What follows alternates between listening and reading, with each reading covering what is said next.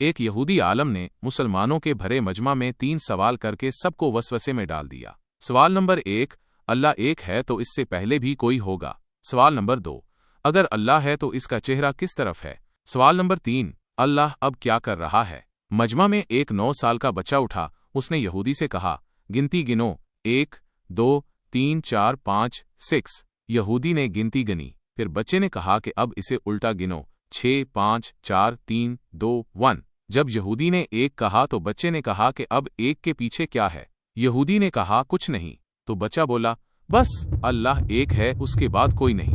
दूसरे सवाल के लिए बच्चा एक दिया लाया और उसको जलाया। अब बच्चे ने कहा, जरा बताओ इस दिए की रोशनी का मुंह किस तरफ है। तो यहूदी बोला, चारों तरफ। बच्चा बोला, अल्लाह नूर है और चारों तरफ है। आखिर में बच्चे ने तीसरे सवाल का जवाब दिया। अल्लाह इस वक्त एक 9 साल के बच्चे से एक यहूदी आलम को जलील करवा रहा है। आप जानते हैं कि वो बच्चा कौन था? वो बच्चा हजरत मौला अली अलैहिस्सलाम थे। इल्म की कोई उम्र नहीं होती और सच्चाई हमेशा गालिब रहती है।